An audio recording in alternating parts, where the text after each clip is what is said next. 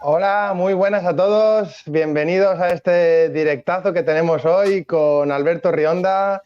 Para quien no le conozca, que seréis menos los que no lo conocéis a él que los que no me conocéis a mí. Él es músico, es guitarrista y compositor de los grupos Avalanche y Alquimia. Además, da conferencias sobre el corazón, es un tema que resulta muy apasionante, él nos contará. Ha estudiado mucho sobre neurociencia y sabe sobre un método que ahora luego hablaremos, que se llama el método ARI, que me interesa muchísimo. Y, y nada, lo tenemos aquí. También tenemos a Venus. ¿Cómo estás, Venus? Hola, pues bueno, yo estoy súper emocionada porque es uno de nuestros invitados más esperados. Hoy se han alineado los planetas a medias porque yo voy a tener que dejar, pero estoy súper emocionada de que se quede Alberto Rionda grande con nosotros. Buenas tardes, Alberto. Muy buenas tardes a todos. Encantado de estar aquí. Qué bueno, pues si te parece, empezamos con las preguntitas, que son unas cuantas, habrá que cortar. Hablemos de Avalanche. ¿Cómo Bueno, surgió? que conste que no le mandé ninguna pregunta porque él dijo que no tenía nada que preguntar, así que nada, improvisar. Improvisaremos. ¿Cómo surgió Avalanche, Alberto? Bueno, hacía muchos años, ¿no? Hablamos del principio de los 90. Surgió, bueno, pues nada, cuatro conocidos del pueblo que se juntan para hacer música, en Lugo de Llanera. De hecho, yo cuando esto lo cuento muchas veces, aunque mucha gente todavía no tiene claro, que yo realmente entré en el proyecto cuando ya, digamos, estaba en marcha. De hecho, tenían como una especie de disco editado o maqueta editada en forma de vinilo y tal. Y hablamos de los años 93, 94, por ahí tengo una nebulosa, pero en algún momento dado nos juntamos en el pueblo 6 músicos. Ya decidimos continuar bajo el nombre de Avalanche, sin la A del final, que en principio la tenía. Y bueno, pues empezamos. Bueno, yo sí que tenía claro que quería ser profesional de la música. No todos mis compañeros lo tenían tan claro y bueno, pues a partir de muchos años de ensayo-error, de dedicarme yo personalmente todos mis días, ¿no? A la música, a aprender, sobre todo a formarme, pues con los años fuimos grabando discos, desde el principio en mi estudio de grabación que yo mismo monté para la ocasión. Y bueno, años más tarde, pues aquí está Avalanche con todo este bagaje, ¿no? De álbumes, muchos músicos que fueron pasando por el proyecto. Y después de más de 20 años, pues bueno, aquí estamos, aquí seguimos, ¿no? ¿Cuál es tu función en los grupos? Que entiendo que eres compositor y guitarrista, ¿puede ser? Bueno, en Avalanche soy un poco el alma mater, ¿no? Con los años me he quedado como compositor, letrista, productor, guitarrista, arreglista, un poco coordinador de todo el proyecto y un poco responsable, ¿no? de todo. En Avalanche esa es mi función, en Alquimia igual, que son las dos bandas que básicamente en las que trabajo, ¿no? Siendo compositor y letrista, ¿cómo trabajas el tema de la inspiración? Es una buena pregunta.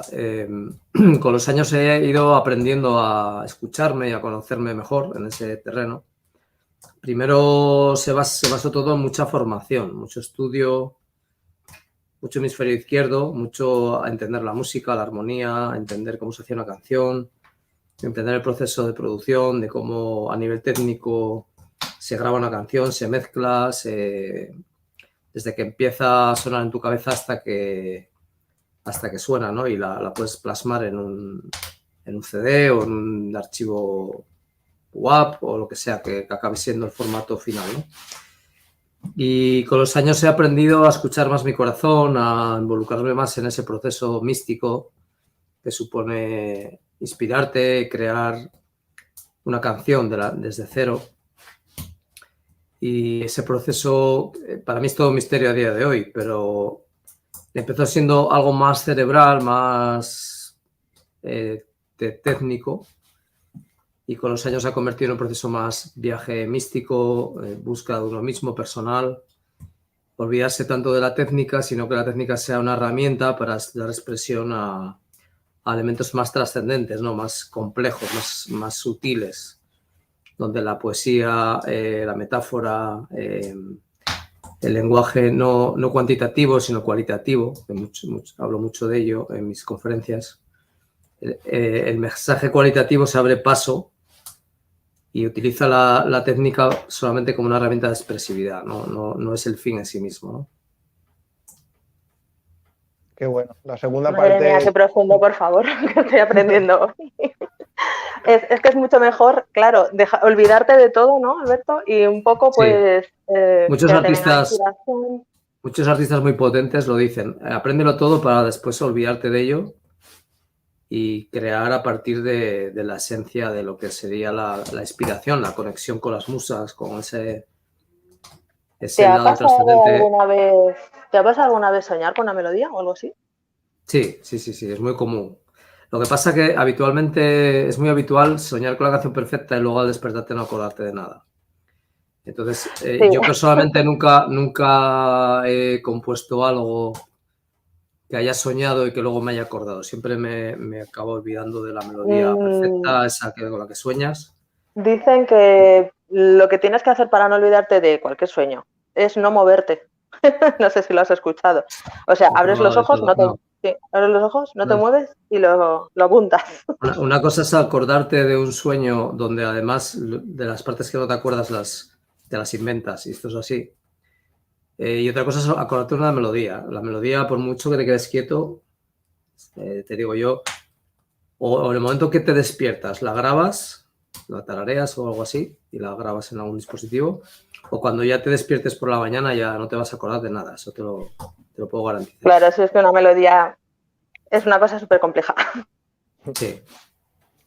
En vez de tener una libreta para apuntar, tienes que tener ahí un instrumento para tocar y para grabarte. Sí, pero aún así yo las pruebas que he hecho, lo que grabas en ese momento de que estás como medio dormido, no tiene nada que ver con lo que soñaste. O sea, tú crees que estás grabando la melodía que estás soñando porque en tu cabeza suena perfecta y lo que escuchas al día siguiente es una mierda. O sea, no hay una manera, yo no he conseguido encontrar un método para atrapar esa melodía del sueño y llevarla a la realidad, ¿no? Yo creo que no, prácticamente se me antoja imposible. Igual pues un 10% o así puedes trasladar a la realidad. Saludemos a nuestros queridos fans. Este lo tienes cerquita en Galicia, el León de Judá. Buenas noches. Buenas noches, León. Buenas noches. Y nos dice también, se parece a Billy Corgan. No sé si te lo habían dicho alguna vez. No. Pues yo no sé quién es Billy Corgan, pero ni siquiera yo lo sé. No. Ahora ya tienes curiosidad. Bueno, cambiamos de tema. Luego volveremos al tema del corazón y la mente y esas cosas, del tema artístico también. Pero vamos a hablar un poco de Opinatubers. ¿Cómo surgió? Sí, Opinatubers surgió justo antes de empezar la pandemia. Por cierto, no podemos hablar mucho, imagino. No, ya nos han censurado una vez, ¿no? Y todo. Vale. Pregunta, como eres un tío tan interesante, creo que no va a hacer falta hablar de estas cosas, porque tienes para hablar mucho y sabemos que de otros temas también estás muy informado. Yo estoy en tu grupo de Telegram y sé todo de las cosas que hablas, pero... Vale, pero sabiendo que estamos en YouTube, nos cortamos un poco. Sí, a ver, yo Opinatubers empecé porque comprobé lamentablemente cómo en el sector del rock, del metal, en el que yo siempre me he movido y siempre me he expresado libremente, nunca me he metido en temas quizá muy políticos porque mis letras siempre intentaron ser más trascendentes, más poéticas, con mensajes espirituales y bueno, quizá por el momento vital en el que yo estaba pasando y la sociedad también, no me atraía, no me parecía llamativo hablar de temas quizá más políticos o más controversiales, ¿no? Y bueno, un poco la línea de Avalanche y de mi música siempre ha sido, pues eso, un poco una línea trascendente, poética, espiritual, con mensajes profundos, siempre respetuosos, ¿no? Y bueno, simplemente tratando de inspirar a quien escuchara mis canciones. Llegó un momento antes de la pandemia donde empecé a comprobar cómo el rock estaba secuestrado por una ideología, ¿no? De repente parecía que no se podía opinar de cualquier cosa, uno no podía decir lo que pensaba, porque enseguida te tildaban de 1000 calificativos, todos simplistas, y intentando simplemente poniendo un calificativo muy acusador, ¿no? Simplificar el debate en el sentido de mandarte prácticamente callar la boca, censurarte y hacerte ver que tu idea pues no tenía cabida en esta sociedad porque eres un esto y lo otro, ¿no? O sea, vi que esa libertad de la que hacía gala el rock no era cierta. O sea, era una cortina de humo. Yo siempre me considero una persona moderada, con ideas propias y muy meditadas, pero a la vez con mucha cabida a escuchar al otro y aprender de los demás, aprender de los errores de los demás y de los aciertos de los demás, estar muy abierto a escucharme a mí mismo y aprender también de mis errores. Siempre he creído en la dialéctica, en el sentido de que si yo hablo contigo, sé que no vamos a pensar igual en todo, y sé que claro, poniendo sobre la mesa todas nuestras verdades y nuestras mentiras, si somos honestos vamos a encontrar una verdad superior entre los dos. Con tus verdades y las mías vamos a construir una verdad también con sus mentiras, pero mucho más próxima a la verdad que buscamos todos. Cuando buscas la verdad honestamente, claro. Cuando lo que buscas es ganar un debate o tener razón o vender una ideología por la razón que sea, pues ya no estás buscando la verdad. Y a mí ese discurso ya no me resuena, ¿no? Entonces, bueno, Opinatubers empezó así, intentando dar voz a todo tipo de personas, artistas, humoristas, deportistas, incluso gente que tiene su criterio, es más espiritual, era un canal donde la gente podía opinar libremente sin tener que estar necesariamente de acuerdo con mis ideas. De hecho, si encuentras a alguien que opina 100% como tú, seguramente o no te está contando la verdad de lo que piensa o te está engañando directamente. Porque o los dos sois unos borregos. También. Y pensáis con el yo siempre típico he dicho, pack. Sí, yo siempre he dicho que en una mesa donde 10 personas opinen, probablemente nadie tenga la razón. Y si la tiene una persona, eso quiere decir que 9 estaban equivocados. Quiero decir, lo más probable es que estés equivocado. Es por una cuestión de probabilidad, ¿no?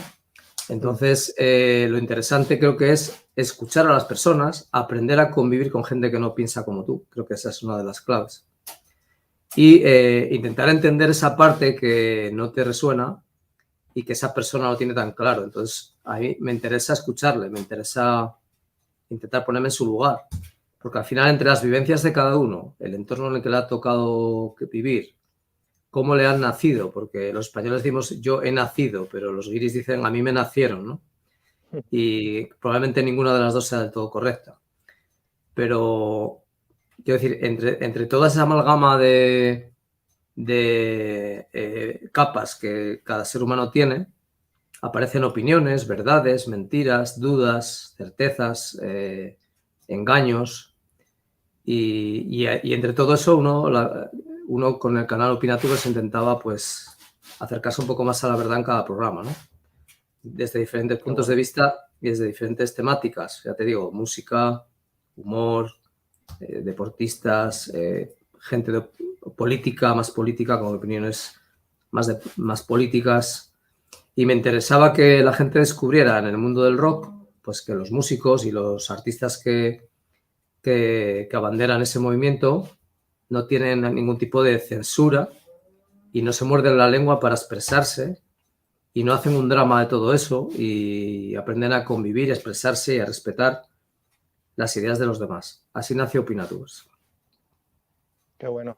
Ojalá hubiera más programas como este, donde la gente llegara a la verdad y poco a poco se fueran acercando más y se quitaran un poco los egos y llegara un poco más lo que se echa mucho en falta, la empatía y saber entender al otro, aunque no compartas sus ideas, pero apartar las ideas que no compartes y llegar a los enlaces comunes para un buen entendimiento. Y se echa de menos eso hoy en día, la verdad. Sí, lamentablemente la gente pone mucha energía en tener razón, en intentar tener razón y intentar imponerla Si no es con argumentos, pues al final utilizan cualquier tipo de argucia y acaba, la mayoría lamentablemente se estila muchísimo ahora mismo la censura. El llamar totalitario al otro, decir que esas opiniones no son respetables. Lamentablemente lo hemos oído mucho en estos días. Hay opiniones que no son respetables. O sea, esa opinión de ese tío también es respetable, pero está sacando papeletas para que no la sea, ¿no? Porque ¿cómo puedes venderme la moto de que tu opinión es respetable, pero la de otro no? O sea, Eso es fascismo, amigo. ¿de dónde nace? Sí, pero ellos lo venden como como un tipo abierto de mente, que es tan guay su opinión que percibe opiniones no respetables porque no son como la de él. O sea, falla de base, ¿no? Ese tipo de... Y lamentablemente desde una ideología hoy en día progresista está pasando. Y yo no digo que la otra ideología sea igual de... Probablemente sea igual de totalitaria, porque las ideologías al final no son la solución.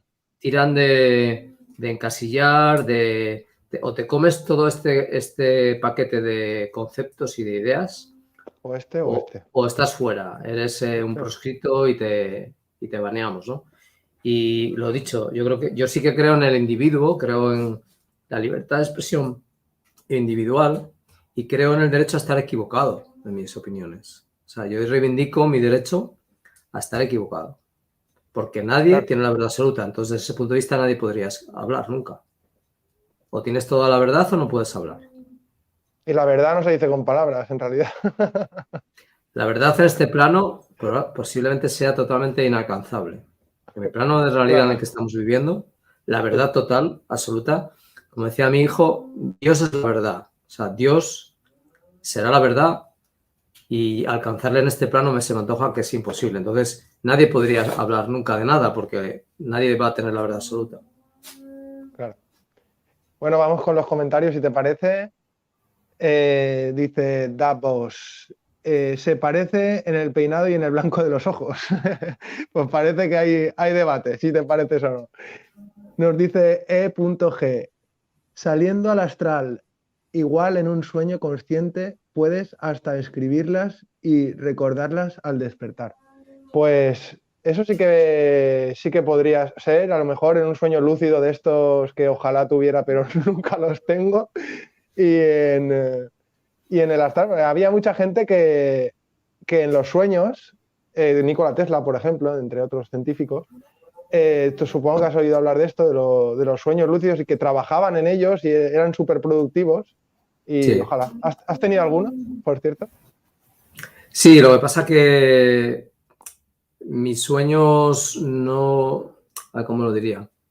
Mi momento de componer no es soñando. Yo compongo en mis viajes personales que hago aquí en el propio estudio, pero no es en el sueño, no es durmiendo. Sueños lúcidos he tenido muchísimos, pero cuando los tengo no me ocupo en componer canciones.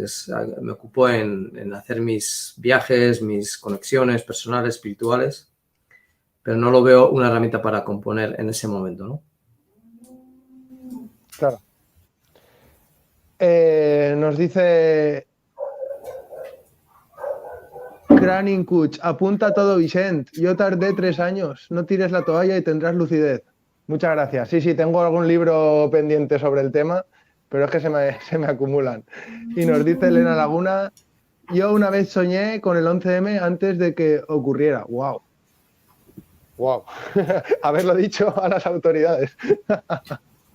Que igual lo hubieran parado. ¿Crees que peligra la libertad de expresión? Aquí en YouTube está claro que sí. Sí. Pero... No, estamos viviendo probablemente uno de los momentos de la historia más censurados de la historia de la humanidad, en mi opinión.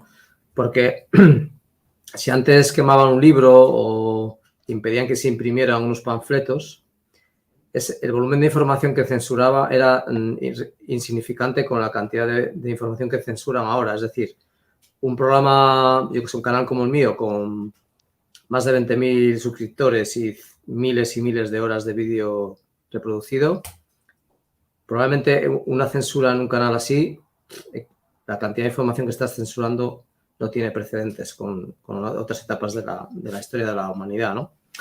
Entonces, hoy en día, la información manuscrita o escrita en papel, pues es ridícula en relación a toda la información que se mueve en las redes. Entonces, la censura que están ejerciendo es totalmente abrumadora, es decir, es increíble.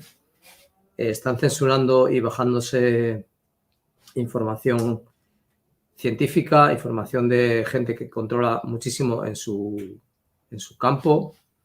Ya no hablo de salud, hablo de política. O sea, hoy en día está súper censurado todo aquello que no siga la verdad oficial, que es una verdad totalmente plagada de mentiras, de medias verdades, mezclando medias verdades con mentiras muy gordas y totalmente acallando otro tipo de verdades o de informaciones totalmente trascendentes hoy en día y que no tienen como finalidad mantenerlos lo más esclavos posibles una de las peores formas de esclavitud, que es ser esclavo sin saberlo, ¿no?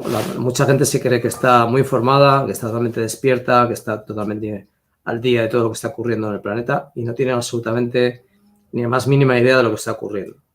Estamos hablando de un 80% de la población, probablemente incluso más, ¿no? Así es. Es que la gente, respecto a lo que decías, si sale en la tele algo, ya eso es la verdad no se la cuestionan. En cambio, si viene tu mejor amigo o del grupo de amigos, un par de amigos que están así más tirando a despiertos y te dicen, pues mira, esto creo que no es así y tal, ya su disonancia cognitiva aparece y dice, no, esto no puede ser y ya o te insultan y si no es el primado negativo de las películas de los Simpson, tal, se ríen de ti, te dicen que si el gorro de papel de Albal y te desacreditan, o se ríen de ti o se enfadan contigo. Es que estamos totalmente programados por esos procesos cognitivos y es muy difícil.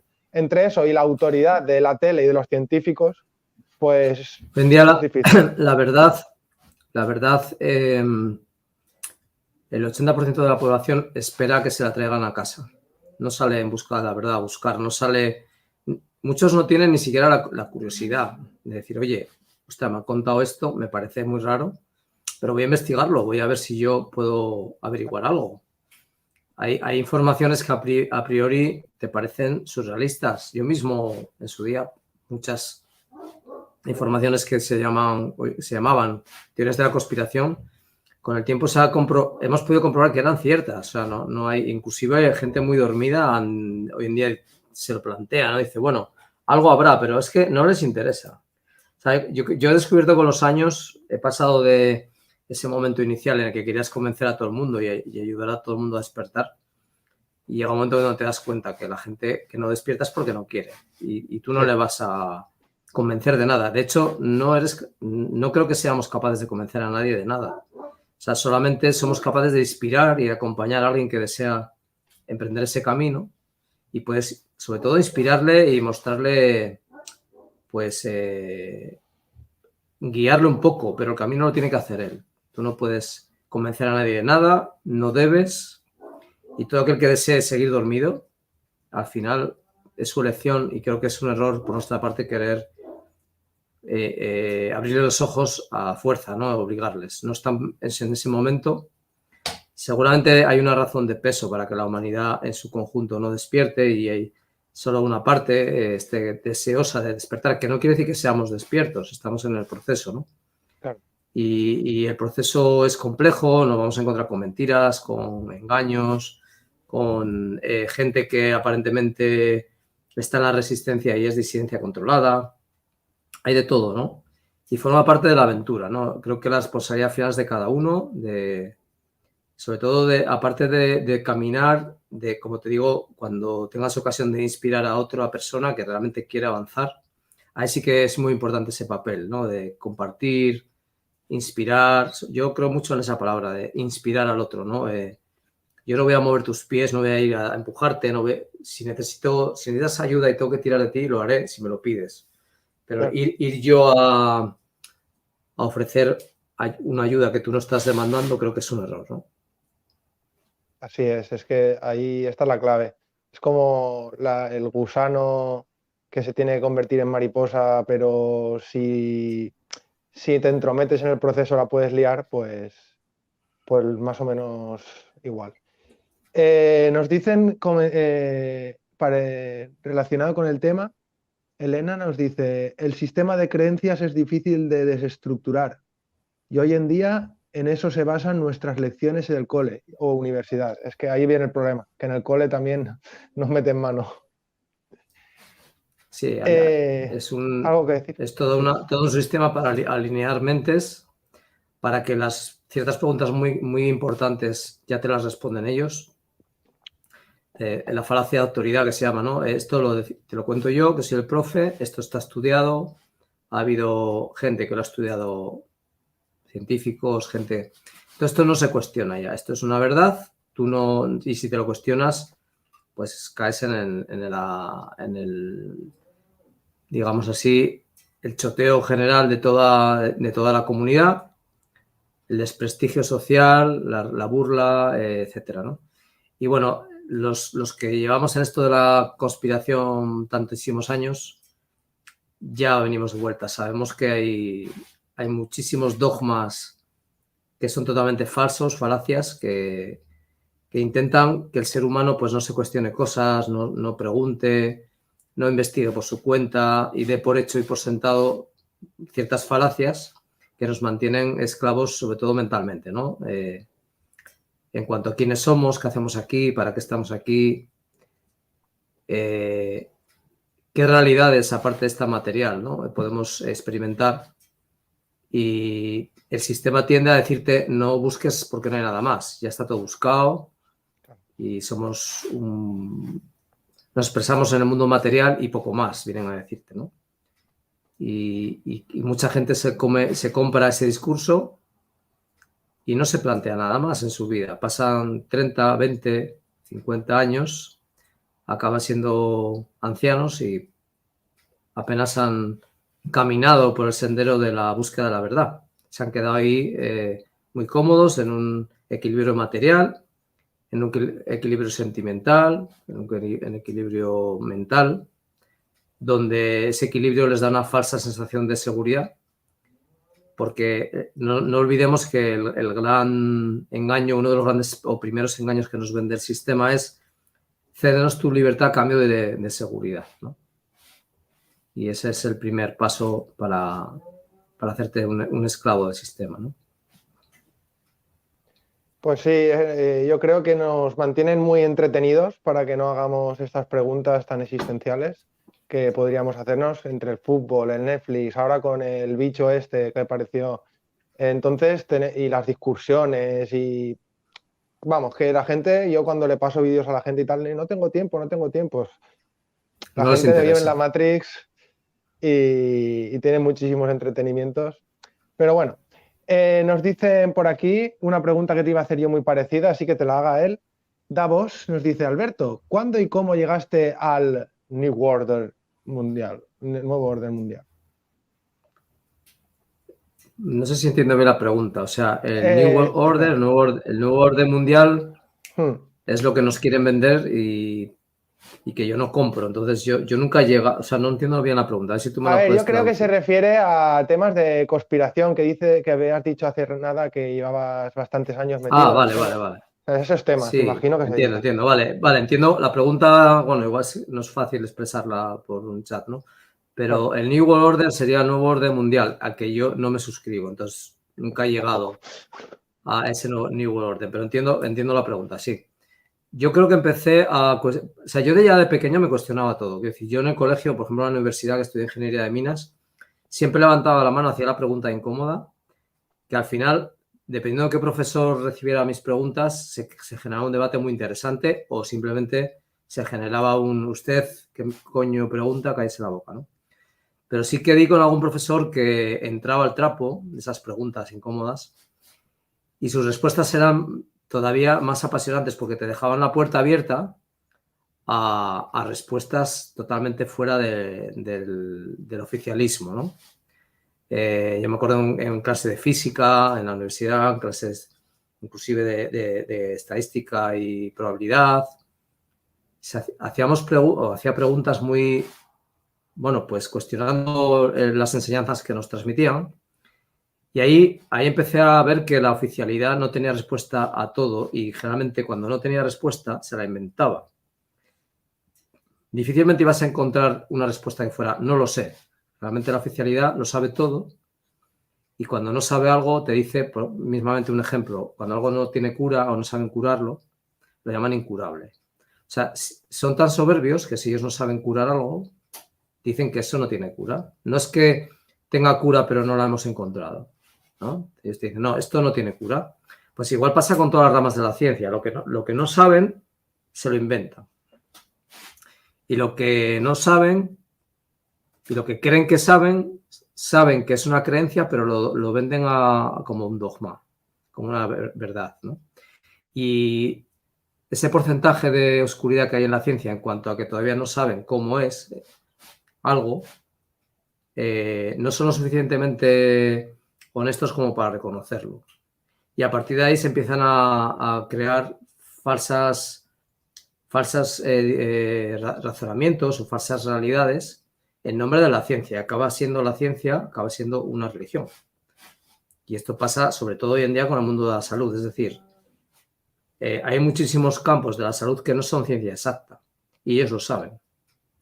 Siempre hemos oído eso de, no, si tienes, por ejemplo, para una dieta, vaya usted a su médico y que le haga una dieta personalizada. Porque no todos los cuerpos son iguales y no todos reaccionan igual ante una dieta, por ejemplo, ¿no? Algo tan sencillo como una dieta. Pero luego tú ibas al médico y te imprimía una dieta que daba la misma a todo el mundo y eso lo vi. Entonces tú decías, pero vamos a ver, me venden que vaya al médico porque me va a hacer una dieta personalizada y lo que hace es imprimir una dieta que da a todo el mundo la misma. Y entonces ya hago falla aquí, ¿no?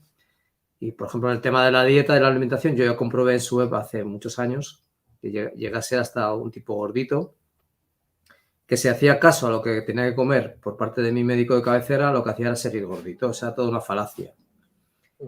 Que se suponía que eran los que tenían todo el conocimiento científico para que tu cuerpo estuviera sano, ¿no? Bueno, pues ya empecé a darme de bruces en su época con el tema de la salud. Acabé haciéndome terapeuta, o sea, soy acupuntor, soy biodescodificador, he hecho ayunos, he hecho dinizas de hígado, he hecho homeopatía, tengo un programa en Opinatubes con el doctor Enrique Costa y Carlos Costa sobre medicina tradicional o natural, que la tradicional no es la oficial es la nueva, es la intrusa, ¿no? Sí. Y bueno, también decir que creo que el día que me hizo clic la cabeza fue el día de los atentados del 11S, cuando 2 aviones tiraron 3 torres de acero, 2 aviones de aluminio, tiraron 3 torres de acero delante de todo el mundo, televisado en directo. Los vídeos del directo luego fueron modificados, todo lo que hay en las redes ahora no tiene que ver con los vídeos que se emitieron en directo en su momento. Y fue una auténtica teoría de la conspiración retransmitida en directo, donde mucha gente todavía hoy en día me dice, el tercer edificio cayó por inercia. Y se quedan tan tranquilos. Y está explicado. O sea, ya está. Todas las horas de investigación que puedas haber echado tú en el 11S, te la sacaron un oficialista diciendo, no, la tercera torre cayó por inercia. Y ya está. Siguiente pregunta. Quiero decir, todo lo que ocurrió ahí se explica porque cayó por inercia. Ya está. No hay ninguna conspiración, Alberto. Es todo imaginaciones tuyas, ¿no? Y ese día sí que yo mismo dije, si son capaces de hacer esto y que la gente no se dé cuenta, son capaces de hacer lo que les dé la gana. Como hicieron ahora por ejemplo, con la pandemia, ¿no? Así es. Sí, te la cuelan. Te la cuelan y la gente a tragar. Respecto a lo que decías de la religión, la ciencia, te diría que por mi parte pienso que es la religión del desequilibrio hacia el hemisferio izquierdo. La gente que se ha olvidado del derecho totalmente, que para eso nos programan. Y respecto a esto de la programación que estamos hablando del colegio, del instituto, universidad, os recomiendo, que creo que no es la primera vez, y a ti, Alberto, no sé, seguro que habrás escuchado por lo menos, el documental película argentina La educación prohibida. Va de estas cosas, de cómo te educan para que el profesor sea la autoridad, de cómo te meten con los mismos de la misma edad, no se centran en ti, sino que todos lo evalúan, cada uno aprende a un ritmo, pues no, todos se evalúan al mismo tiempo, te hacen competir, te educan para eso, y al final te vas con hasta los 6 años que tienes el hemisferio derecho muy despierto y te lo devuelven y se centran en el izquierdo. Dicho esto, que me pone malo, vamos con los comentarios de nuestra querida Elena. Nos dice: cuando dicen que tienes un virus es porque no tienen ni idea de lo que tienes. Así es. Efectivamente. El edificio 7 se derribó solito.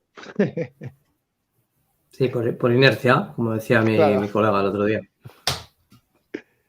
¿Te has sentido ninguneado o discriminado por gente cercana por tu forma de pensar?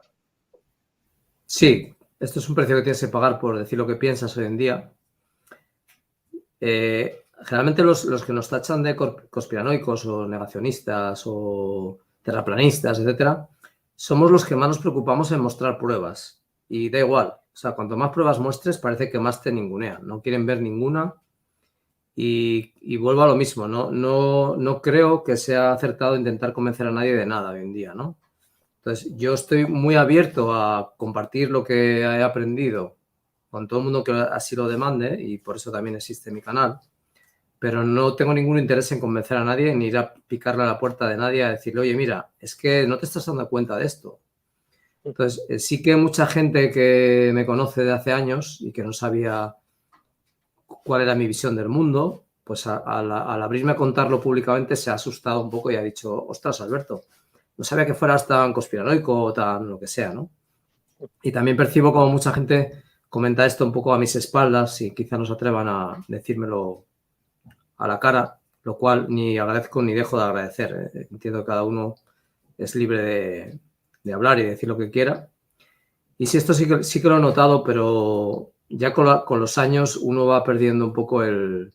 De hecho, ese es el espíritu de Opinatubers, ¿no? Ser capaz de expresar en público la visión que cada uno tenga del mundo sin sentirse con necesidad de dar explicaciones a nadie de por qué piensa así, ni sentirse ni cohibido, ni avergonzado. Yo reivindico mi derecho a estar equivocado y poder expresarme igualmente, ¿no? Entonces, no tengo ningún problema en reconocer si en alguna cosa concreta pues yo no estaba en lo cierto o tenía una información errada o me había engañado o me había dejado engañar. Pero yo defiendo la frase de que la duda nos hará libres. Es decir, la verdad nos hará libres, pero como la verdad en este plano no es alcanzable, según mi criterio, la verdad absoluta, sí existen fragmentos de la verdad, y la verdad cuando está fragmentada no es una verdad, nunca lo va a ser, porque una verdad es totalmente independiente de la mentira, no puede convivir con la mentira.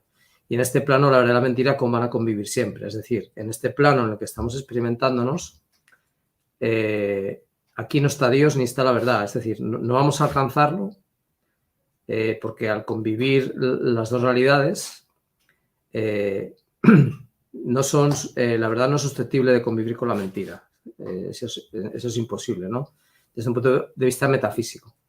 Entonces, yo entiendo que la duda nos hará libres porque nos va a obligar a buscar siempre la verdad, a estar mirando siempre hacia Dios y caminar en esa dirección. Entonces, por ese motivo creo que la duda nos hará libres, ¿no? Porque la duda nos hará buscar la verdad que, sabiendo que es inalcanzable, es parte del camino que debemos recorrer en dirección al propósito de nuestra existencia. Ese propósito no es más que ese Dios o la fuente o poner el nombre que queráis. A mí me gusta la palabra Dios, pero cada uno le puede poner la etiqueta que más le resuene, ¿no?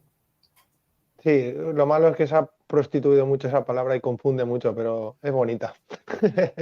Dios. A mí me motiva mucho la palabra Dios, quitándole esos contextos religiosos, ¿no? que tienen. Claro.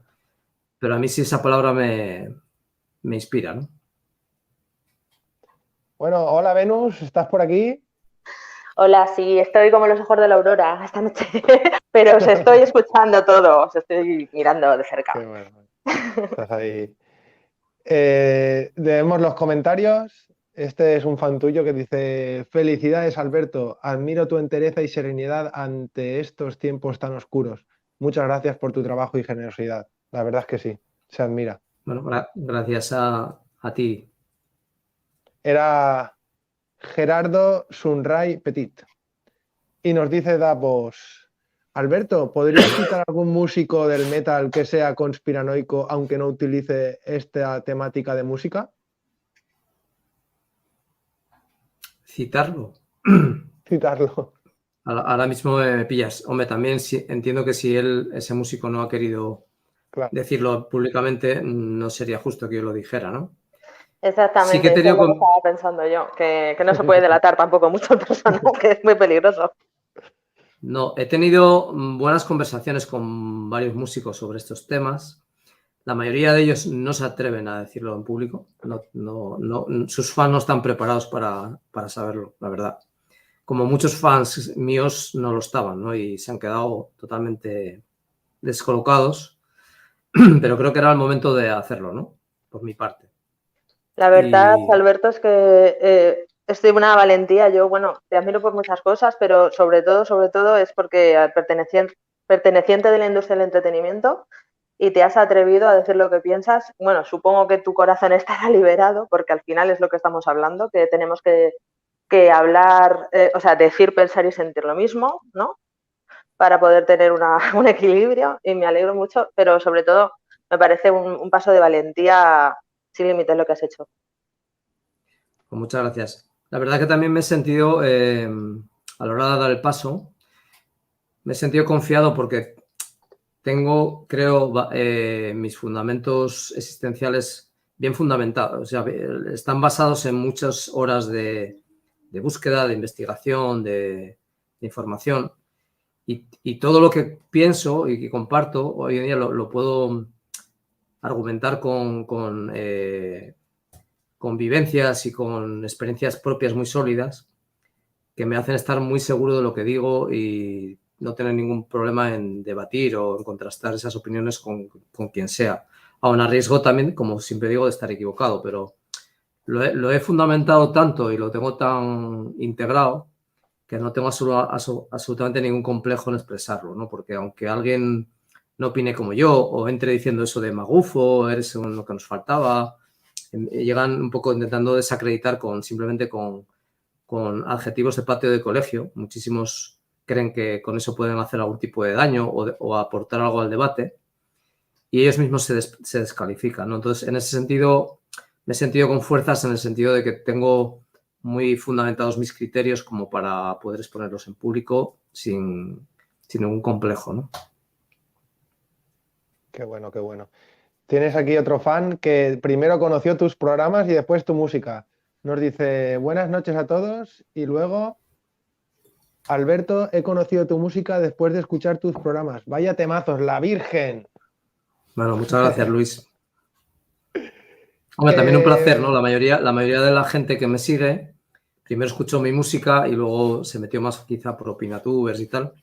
Pero sí está apareciendo ya gente que ha hecho el viaje al revés y eso también me gusta porque, bueno, es una autopista de doble sentido, ¿no?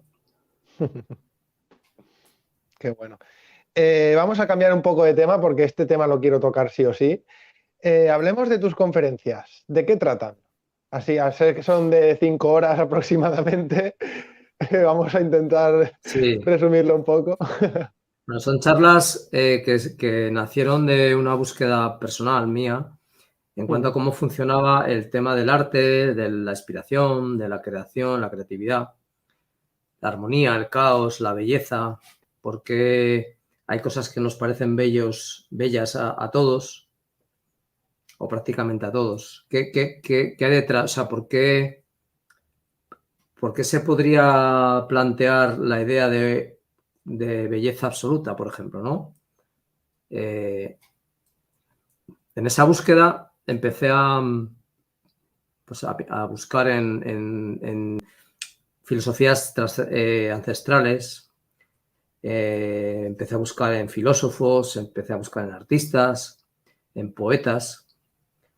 Empecé a encontrarme con la palabra corazón muchas veces en todos los ámbitos del arte, ¿no? En todas las culturas y en todas las épocas aparecía esa palabra, ¿no? Incluso desde un punto de vista de la geometría sagrada, incluso desde un punto de vista de la geometría euclídea y cuantitativa, que era un poco la que desaparecía de la ecuación, ¿no? Siempre acababa encontrándome con mensajes cualitativos con respecto a las palabras y al número también. Encontré la misma poesía en el número que en la palabra, cosa que me maravilló. Desde el punto de vista de la geometría sagrada hay una poesía y una comunicación con Dios brutal que si un ser humano con un poco de sensibilidad tira de ese hilo, se encuentra con respuestas asombrosas, ¿no? Y siempre, yo que siempre fue un tipo que estudió ingeniería y de ciencia, de hemisferio izquierdo, lo cultivé muchísimo en mi época, me di cuenta de que hay una realidad trascendente que le hace un dribbling total y absoluto al hemisferio izquierdo del cerebro y que cuando te das cuenta se te abre un mundo ante ti tan inmensamente apasionante, tan cerca de la fuente con respecto a lo que es la materia, con tantas respuestas y con cada respuesta aparecen más preguntas y cada vez respuestas más apasionantes y cada vez respuestas más elevadas, ¿no? Y vi cómo desde un punto de vista poético y también en cuanto al número y a la palabra, se podía llegar exactamente al mismo lugar, viajando a través de ese hemisferio derecho que se comunica con el corazón, y ese corazón que es el órgano maestro del ser humano, no hackeable, y que nos conecta con el mundo, con la totalidad, el mundo implicado y el mundo explicado, como decía David Bohm, que por cierto, un científico, uno de los maestros de la física cuántica, o Hans-Peter Duer, o científicos de primera línea que se dieron cuenta de esto también, de que la ciencia inclusive también se puede expresar de manera poética. Y cuando la palabra se vuelve poesía, se pueden explicar conceptos trascendentes que con las etiquetas mundanas de la materia nunca podríamos explicar. Cuando la palabra cobra esa dimensión metafórica, poética, puedo explicar con mentiras de este plano verdades absolutas del otro plano, ¿no? Por ejemplo, ¿cómo te explicaría cuánto amo a mi madre, ¿no? ¿Cómo podría hacer eso?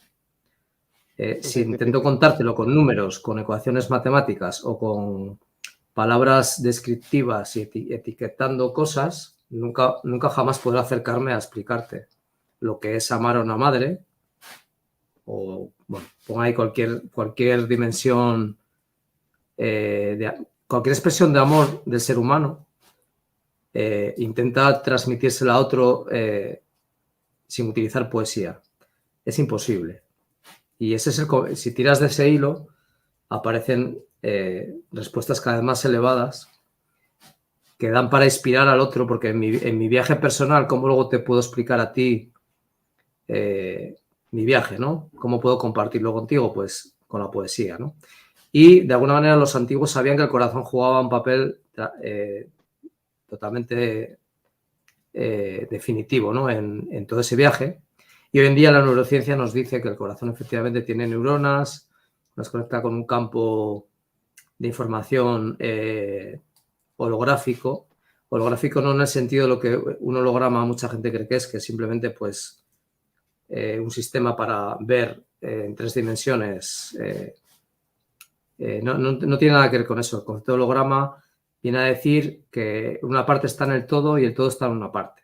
Y esa información, como es arriba es abajo, decía Alquivalión, ¿no? Y al final es lo que quiere decir el concepto holograma, ¿no? Que de alguna manera se sabe que toda la información contenida del universo se puede almacenar en una sola partícula.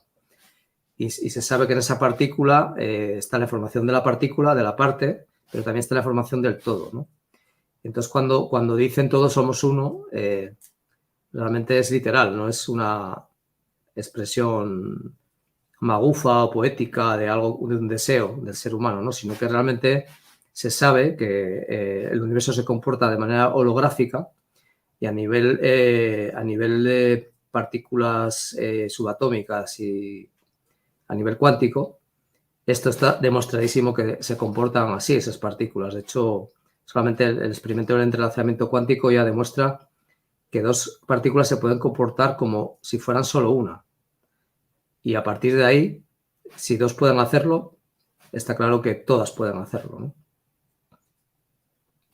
Existía una pequeña, perdón, existía una pequeña teoría, bueno, es muy parecida a la teoría de las cuerdas de Einstein, ¿no? Que decía que, bueno, que en el sistema solar es como si fuera un átomo. Yo se lo expliqué una vez a mi hermana Ana, que nos estará escuchando, que ella es física. Bueno, es como si fuera un átomo el sistema solar, entonces cabe la posibilidad de que ese sistema solar, o sea, de que ese átomo pues esté construyendo otras cosas con otros sistemas solares, se comportan como átomos. Y me dijo que no solo podría ser posible, sino que existía una ecuación del sistema solar que se podía trasversar a un átomo para simplificarlo y luego masificarlo. O sea que, quiero decir, no sé si me he explicado bien, pero Sí, es como sí. que es muy, muy similar el sistema solar a un átomo. No sé si más o menos es lo que querías decir con el todo, con el comportamiento. No exactamente. Yo, con respecto a esa teoría, soy bastante crítico. O sea, no me acaba de resonar, pero no la descarto, ¿no? Yo no creo que el sistema solar se esté comportando como nos ha dicho la oficialidad. Y a nivel subatómico, lo que sí se sabe es que realmente o sea, una partícula se comporta como onda y como partícula a la vez, simultáneamente. De hecho, la posición de los electrones realmente se calcula en función de la probabilidad de que esté en ese momento, en ese lugar. Pero no han sido capaces de analizarlos como si fueran partículas.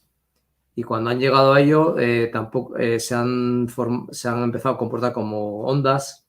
Y cuando han llegado a la onda, se han empezado a comportar como partículas a nivel subatómico. Bueno, si conocéis el experimento de la doble rendija, donde las partículas se comportan como le sale de los cuyons en función de si las estás observando o no. Eso era lo que te iba a decir, que cuando las observas se comportan de una manera. Si una conciencia interviene, se comportan como diciendo, que nos están viendo, y cambia, ¿no? Y si nadie interviene... Nosotros nos comportamos exactamente igual.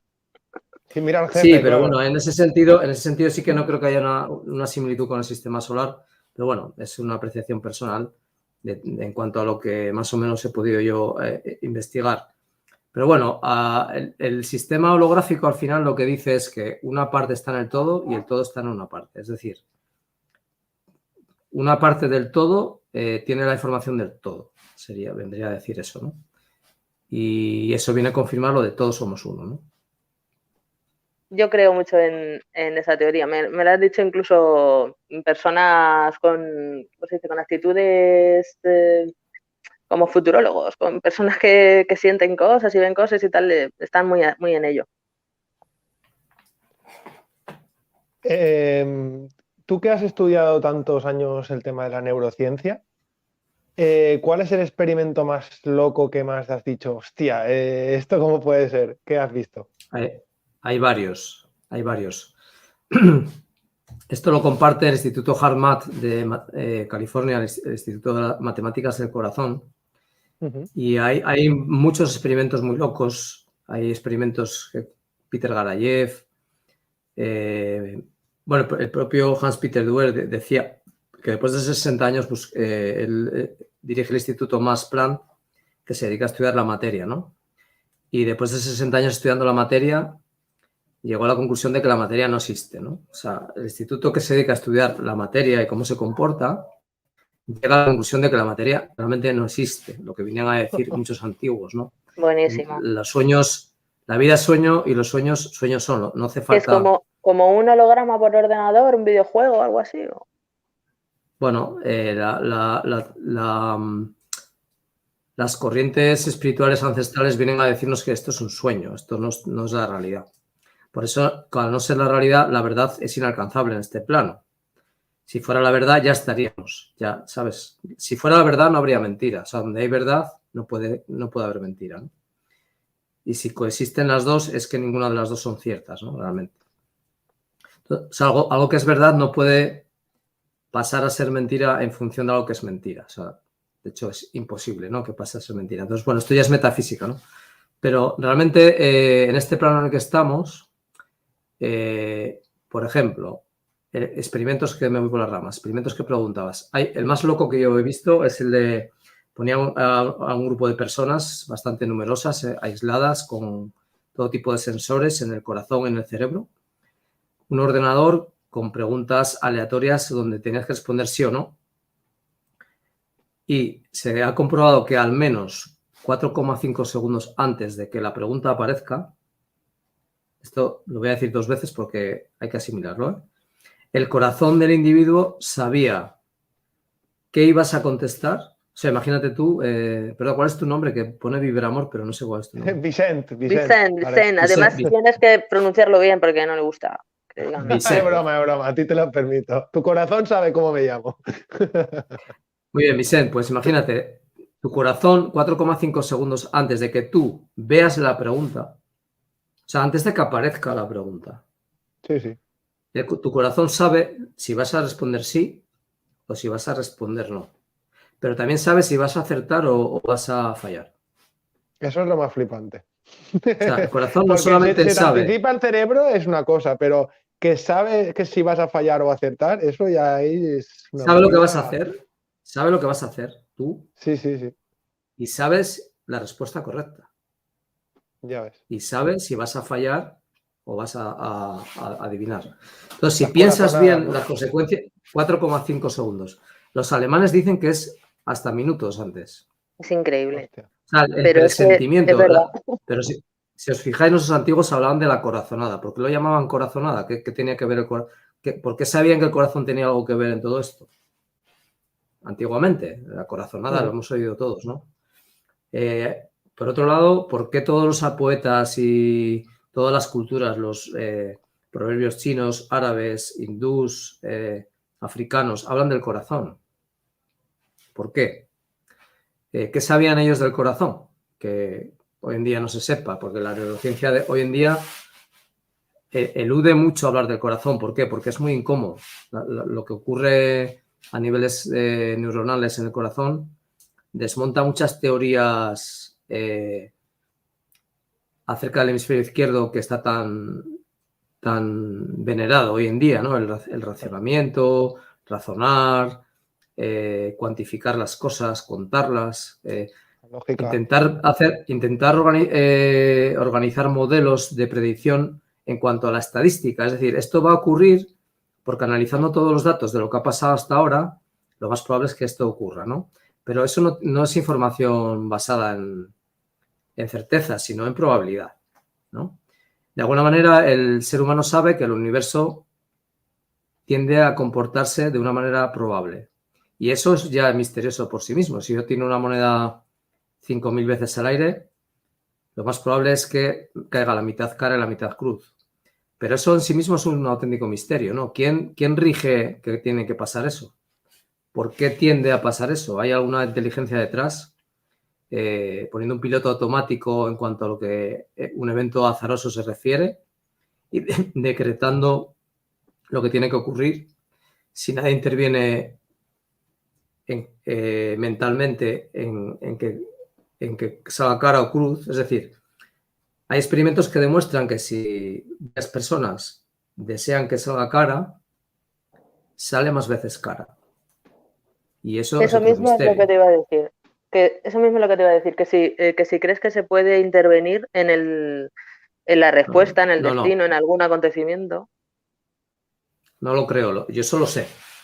Yo sé que la voluntad de un individuo puede alterar cómo se comporta la materia. ¿A qué niveles? Dependiendo de qué tipo de evento quieres modificar con tu deseo, lo llaman la ley de atracción, aunque yo creo que es un error del New World Order también, del New Age, ¿no? Bueno, perdón, New World Order no, New Age, lo que se llama cultura New Age. New Age, New Age. La cultura New Age está plagada de falacias y trampas para el ego, ¿no? Precisamente para que el ser humano que empieza a despertar se quede atrapado en una falacia y no acabe de despertar. Entonces, la ley de atracción es una de ellas, ¿no? Esa falacia de que si tú imaginas algo, acaba ocurriendo, ¿no? No funciona exactamente así, aunque algo de verdad hay en esa afirmación. Por ejemplo, os invito a todos los que estéis oyendo este programa a estudiar la psicotrónica, por ejemplo. No sé si la conocéis. Psicotrónica. Ni idea, no lo había escuchado nunca. Cuéntanos de qué va. Bueno, pues con la psicotrónica se ha comprobado, yo lo he comprobado, y os sonará a falacia y os reiréis a unos, y con total libertad pues os reís y pasáis a otra cosa. Pero, por ejemplo, vais a poder desarrollar la capacidad de, por ejemplo, de deshacer nubes con la intención, ¿no? Ese primer ejercicio que se hace. Nubes reales, nubes del cielo. Sí, ¿Con tú chemtrails miras al también cielo, vale, Alberto? No. Con chemtrails no vale. No. Solo nubes. Vale. Yo nunca lo he intentado, vamos. Pero yo, por ejemplo, la primera vez que me enfrenté a este ejercicio de la psicotrónica, pues yo hace 15 años, yo mismo pensé, estaría loco hasta por intentarlo. O sea, me parecía totalmente increíble. Pero claro, un libro así de gordo de psicotrónica, basado en experimentos científicos y en ciencia, neurociencia, pues por ejemplo, extirpando cerebros de ratones que siguen vivos. Hay una raza de ratones que siguen vivos cuando se les quita todo el cerebro. Esos ratones recordaban el laberinto, ¿no? Todo lo que habían aprendido a hacer, seguían recordándolo, inclusive sin tener cerebro, ¿no? Y los neurocientíficos decían, bueno, esto, ¿cómo puede ser? ¿Dónde sacan la información? Si se supone que los recuerdos están en el propio cerebro, ¿no? Bueno, empezaron a caerse muchos mitos y muchas creencias de cómo funciona la realidad, cómo interfiere un cerebro en ella, cómo interfiere una serie de corazones en coherencia cardíaca, etcétera, etcétera. Hay mucha literatura sobre ello, ¿no? Y cuando te planteas la posibilidad de que tú, mirando un grupo de nubes, tienes que elegir una que no sea ni muy grande ni muy pequeña, y digas, bueno, pues dicen que puedo deshacerla con la mente, ¿no? Vaya locura, voy a intentarlo. Yo recuerdo el primer día que lo hice, cuando ya llevaba 40 nubes deshechas, todavía mi ego me decía, esto es imposible. Esto es imposible. Entonces, bueno, yo lo cuento porque me parece, para gente que esté preparada para este tipo de información, pues bueno. Es que además una persona sola, yo claro, pensaba que eso necesitabas a más gente. Hay muchos vídeos en internet, si lo buscáis. Bueno, mi propio maestro Eduardo Lureña, cuando lo conocí, él ya hacía nubes. Y mucha más gente que conocí después. Ya sabían de esto. Y sin haber leído ese libro. Ya lo sabían sus maestros. Por ejemplo, en el caso de Eduardo, él sabéis que ganó un campeonato de Kung Fu del mundo con los ojos vendados, ¿no? Él desarrolló una técnica para visualizar y sentir la energía del oponente antes de que le atacasen y saber cómo reaccionar y anticiparse a ese movimiento. Y ganó un campeonato del mundo de Kung Fu con los ojos vendados. O sea, una cosa es contarlo y otra cosa es hacerlo, ¿no? No, si parece de película, vamos.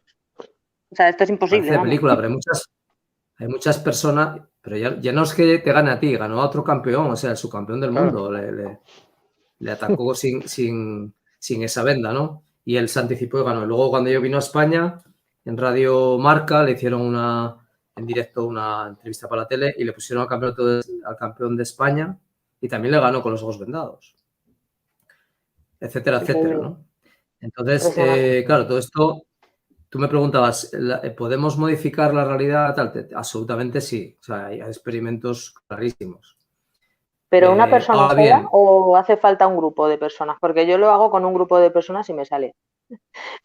Y lo que dicen, pues hablo de la meditación sincronizada para cambiar un evento y sentirlo en tu corazón.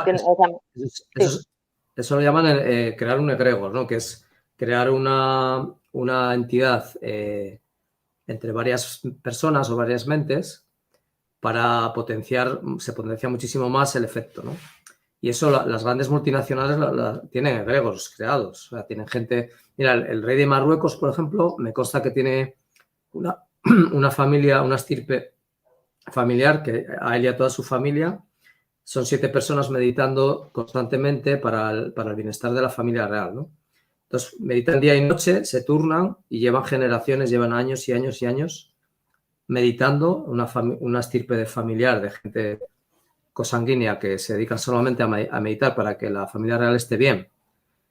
Y lo hacen desde hace siglos. O sea, evidentemente esta gente que vienen de la rama de la cábala y sobre todo de la cábala, que es una de las claves para entender lo que está pasando hoy en día en el mundo, ¿no? La cábala... De eso vamos a hablar ahora, que tengo una pregunta Vale, pues pendiente de Apóstol Santiago. sacamos el tema ahora, si quieres. Pero bueno, antes, digamos que antes de Sí. hablar de la cábala, avísame cuando acabes y quiero comentarte una cosa que tengo aquí apuntada.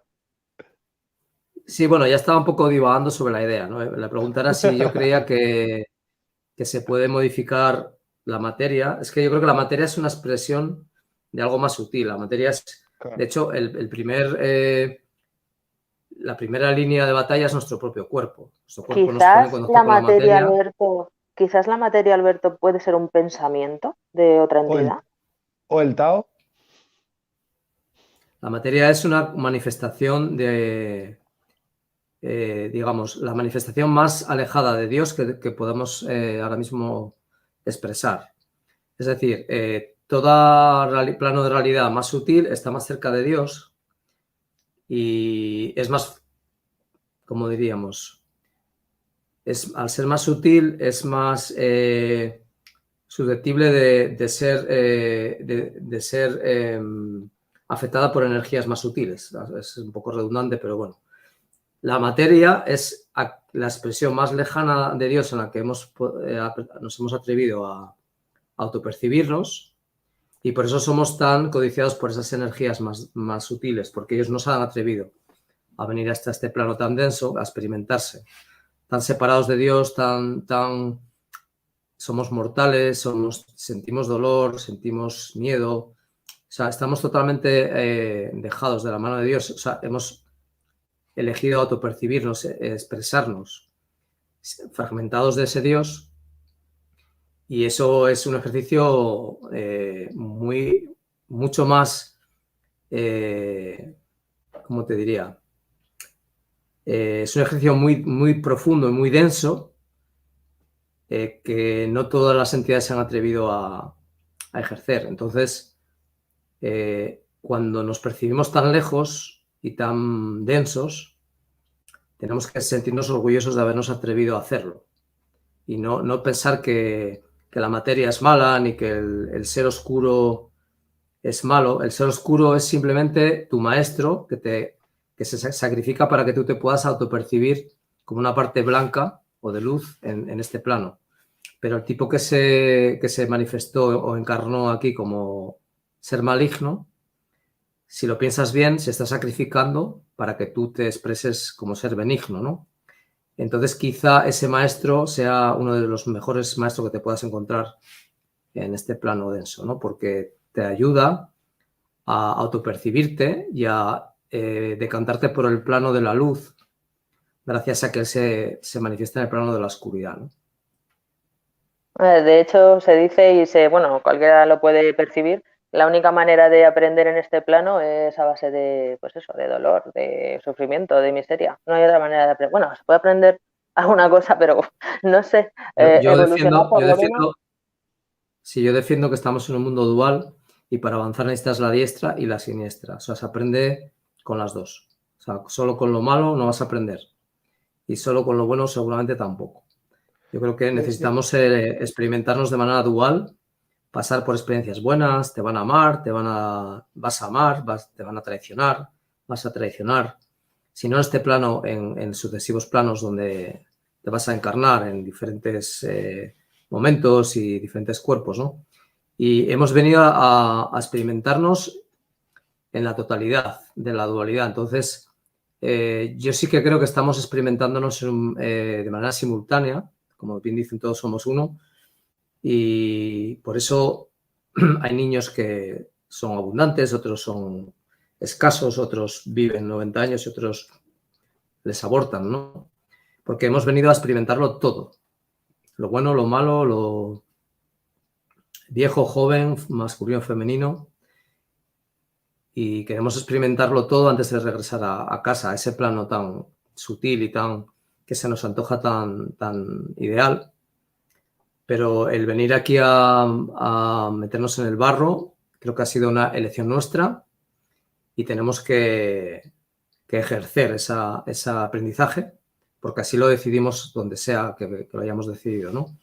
Entonces yo sí que creo que necesitamos de ambos. Eso, ahí discrepo un poco con lo que decías tú, Venus. En el sentido que creo que necesitamos la derecha, o sea, la diestra y la siniestra, ¿no? Las dos. Yo estoy aprendiendo mucho. Cadena, un momento, la cadena, Claro. esa última pregunta, es que me interesa mucho. ¿La cadena de encarnación se acaba en algún momento, Alberto? Pues claro, o sea, se acaba el momento que tú lo desees y lo vas a desear cuando des por completado tu viaje de aprendizaje. De hecho, mucho me temo que muchos de los que estamos aquí hemos venido a sacar del sueño a los demás. Nosotros ya hemos completado, o yo me percibo así, o estamos muy cerca de completarlo, pero hemos venido a inspirar a los dormidos y a llevarnos a todos aquellos que sean susceptibles de ser acompañados en el viaje, porque al final el viaje lo tienen que hacer ellos, ¿no?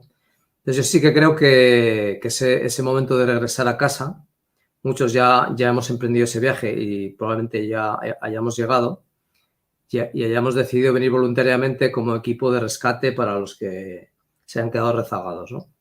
Te va a hacer falta. Qué maravilla, voy a pensar esto y voy a ser más feliz. Bueno, yo creo que en este plano yo siempre digo que la felicidad es inalcanzable. O sea, eso nos ha vendido una patata caliente que no es cierta. Puedes vivir momentos felices, pero solamente por el hecho de saber que se van a terminar, ya no son felices en plenitud. Ya el hecho de percibirnos mortales en el tiempo y en el espacio hace que sea imposible alcanzar la felicidad, que al fin y al cabo para mí no sea otra cosa que alcanzar la verdad. Pero en este plano es una falacia que puedas llegar a ser feliz. De hecho, tú ya eres feliz. El hecho de que te percibas, seas capaz de percibir tu esencia totalmente independiente de este plano de experiencia en el que estamos, ya te hace ser feliz. O sea, eres feliz por ser, ¿no? Pero en este plano no has venido a experimentar la felicidad porque es inalcanzable, o sea, es una utopía.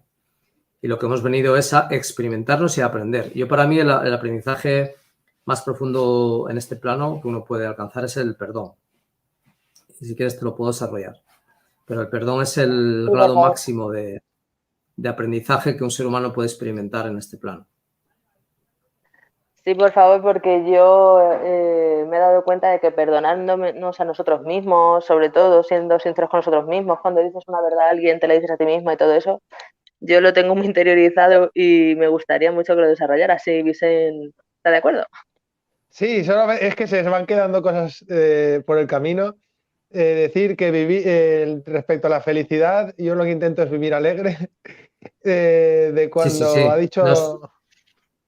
No es incompatible. Alegría, o sea, yo me refiero claro. a la felicidad esta utópica.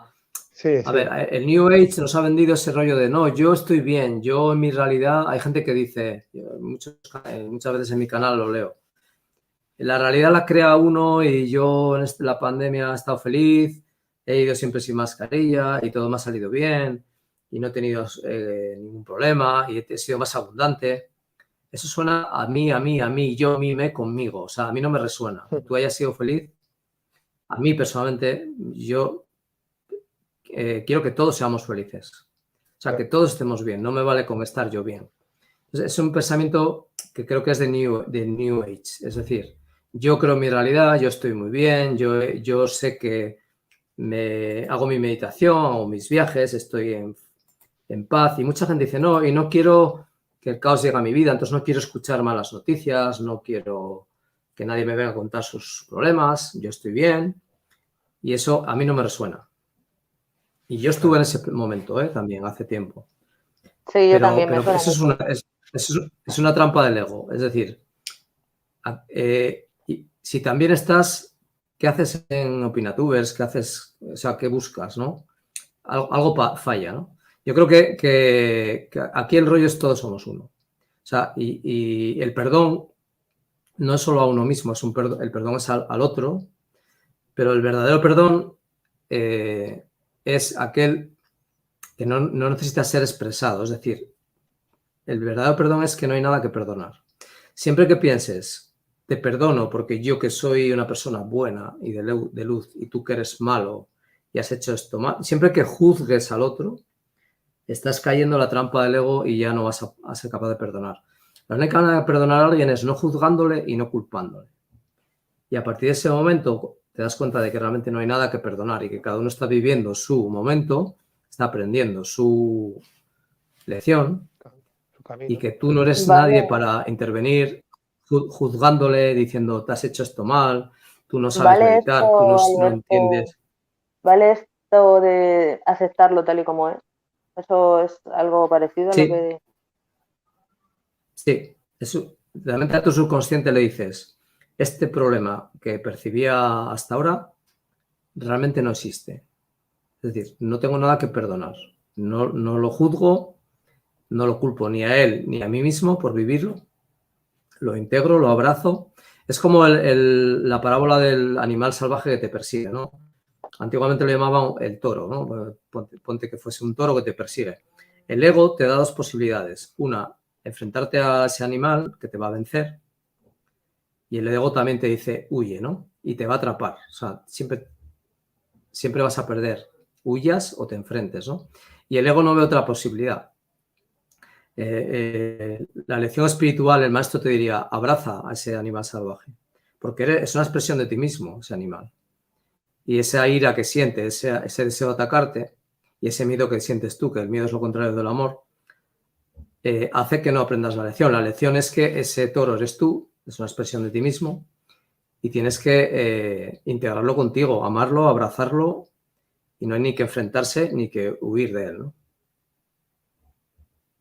Yo he visto una foto, me estaba recordando, de una cabra montesa, me parece que se llaman así, estas que tienen los cuernos retorcidos, que es súper raro que se acerque a una persona, pues se acercó a una prima mía y la acarició y fue porque mi prima, bueno, es una persona que está muy integrada con la naturaleza y eso es muy difícil. Me estaba recordando un poco a eso y fue por eso, porque ella está de alguna manera integrada en la naturaleza y la cabra pues se atreve a ponerse enfrente de ella, ¿no?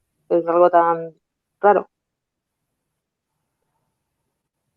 Efectivamente, Vale, es una metáfora, ¿no? De lo que estaba contando, sí. Respecto de lo que había dicho Venus de aprender con dolor, decir que aquí siempre aprendemos y sobre todo hoy divirtiéndonos. Y después, respecto de lo que estábamos hablando del corazón y todo esto hace un rato, hoy justamente estaba escuchando a María Alonso Puig, que supongo que lo conocerás, Alberto. Sí. Sí, en el tema de neurociencia y todo esto de las conferencias. Y decía, la arrogancia dice, esto es absurdo. La experiencia, esto no puede ser. Conforme tú decías lo de las nubes, que a la 40 decías, esto no puede ser, pues esto no puede ser. La razón dice, no es lógico, pero el corazón dice, atrévete. Y me he acordado de ti cuando lo estaba escuchando. Digo, esto se lo tengo que decir. Y si os parece, vamos a la última pregunta y va a ser de nuestro amigo Apóstol Santiago, si os parece bien. Y con tu permiso voy a echar leña a la chimenea, ¿vale? Vale. Si no sí, tranquilo. Pero te escucho, te escucho.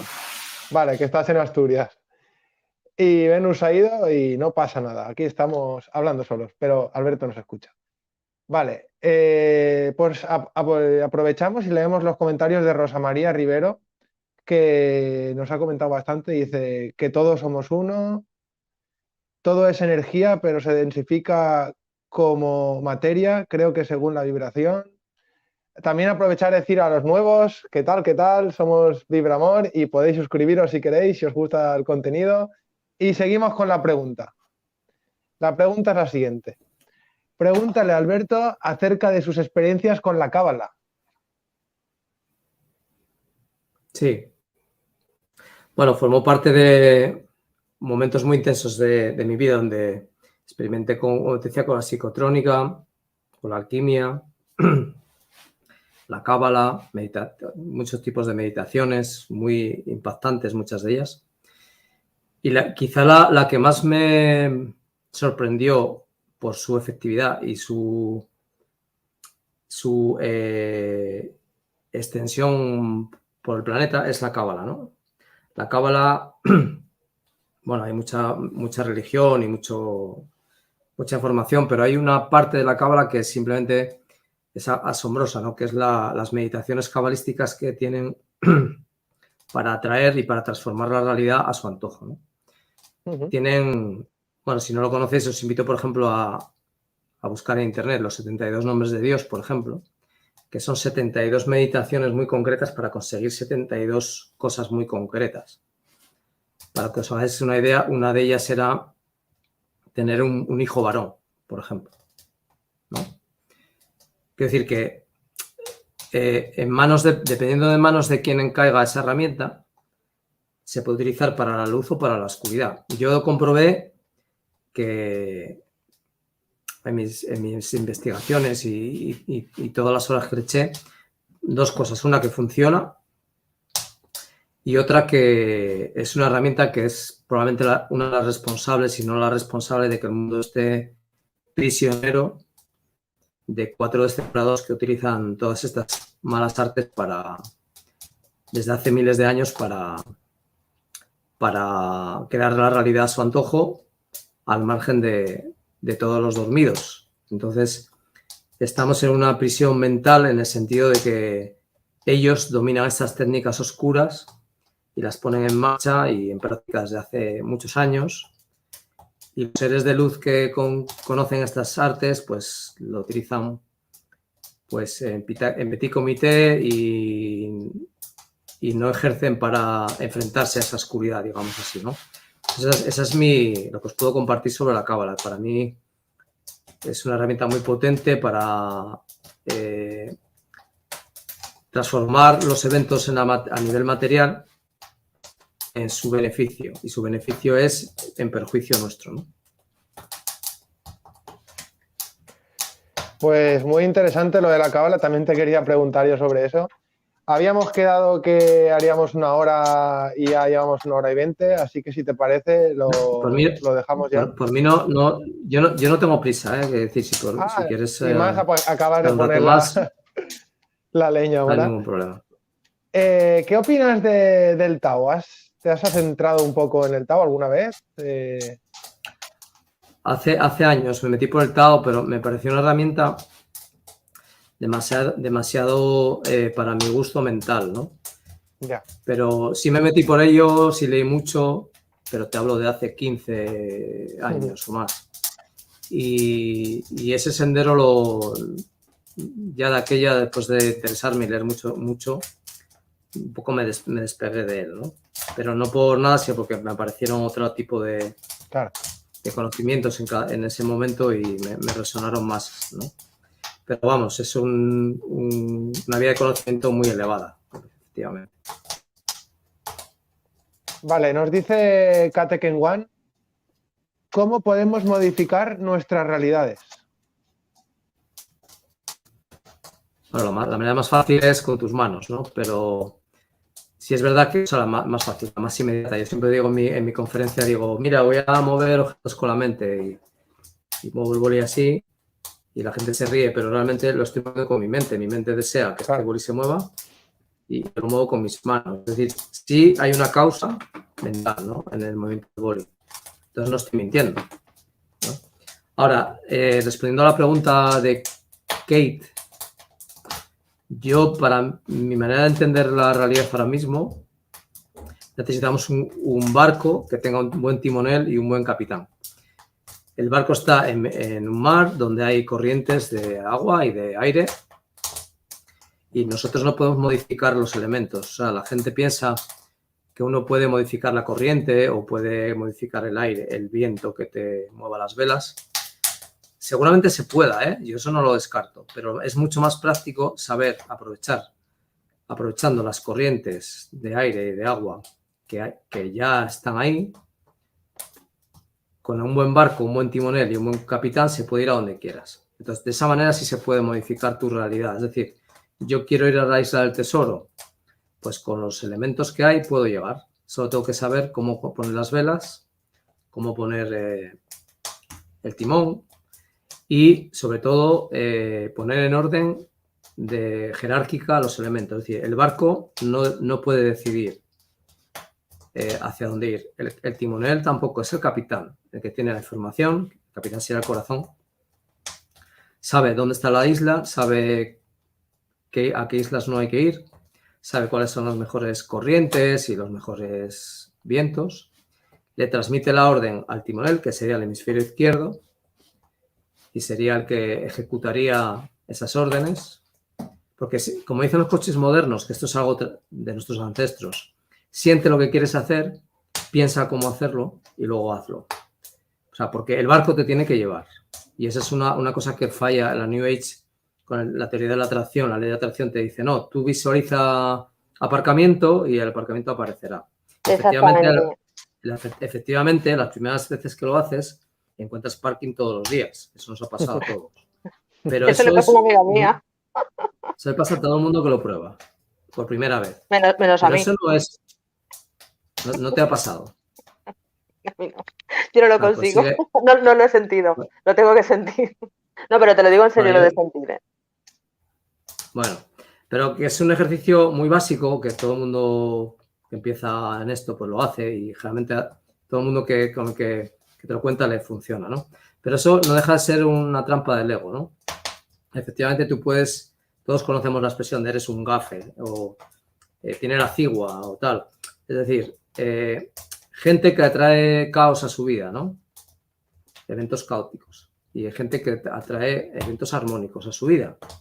De alguna manera, a través del corazón, de cómo funciona el corazón, la mente, etcétera, son capaces de ser armónicos, expresar armonía en su entorno o ser caóticos, ¿no?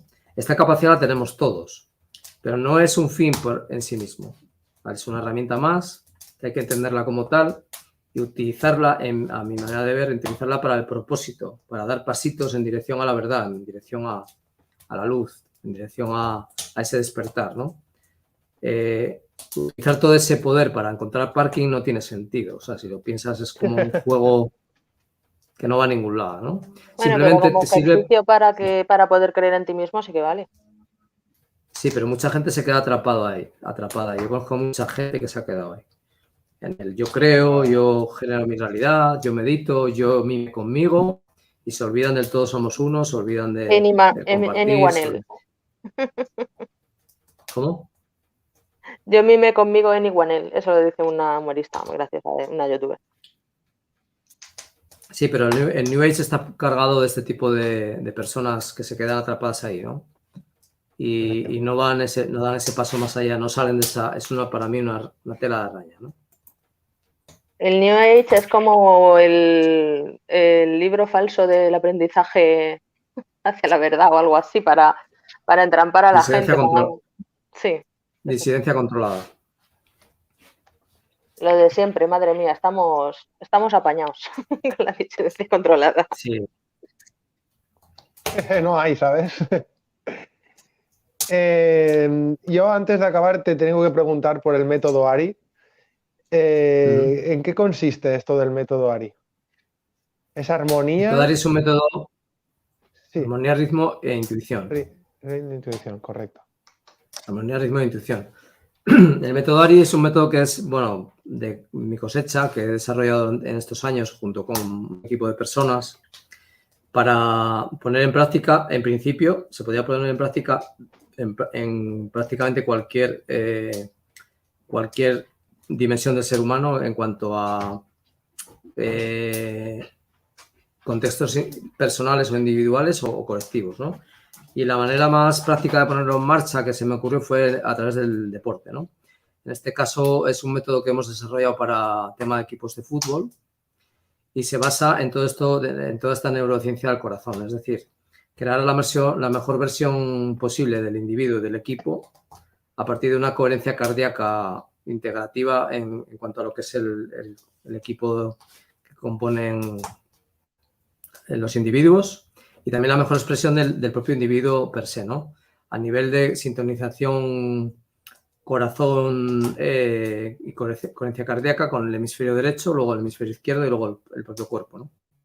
A nivel paradigma deportivo, se han exprimido al máximo el Big Data y el hemisferio izquierdo y el cuerpo. O sea, el hemisferio izquierdo en cuanto a reflejos, a generar una respuesta lo más rápida posible ante un evento, pero nunca contemplando la posibilidad de que el ser humano tenga una intuición y se pueda anticipar al evento. Eso no lo contemplan. Y sería un cambio de paradigma que está muy estudiado y no está para nada implementado ni en el mundo del deporte, pero ni siquiera en el mundo de las, yo qué sé, pues juntas directivas de empresas o equipos de trabajo, etcétera, etcétera, ¿no? Por ejemplo, una respuesta que no has sabido encontrar es por qué un equipo de fútbol en mitad de una temporada baja de rendimiento de repente. Cuando están en forma, están motivados, está todo bien, pero no rinde, ¿no? Lo mismo pasa a nivel individual con algunos deportistas. Y desde el punto de vista del corazón y del método ARI, pues tenemos las respuestas a esas preguntas, pero como implicaría un cambio de paradigma para muchos profesionales del deporte, pues estamos viendo que es difícil de llegar ni siquiera a explicarlo, ¿no? Pero bueno, en ello estamos y eso es el método ARI. Es un método para desarrollar la mejor versión posible del ser humano desde el punto de vista corazón, mente, cerebro, ¿no?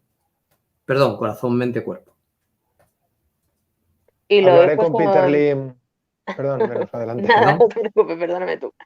¿Lo has puesto en práctica? Supongo que sí, porque es un método desarrollado para equipos.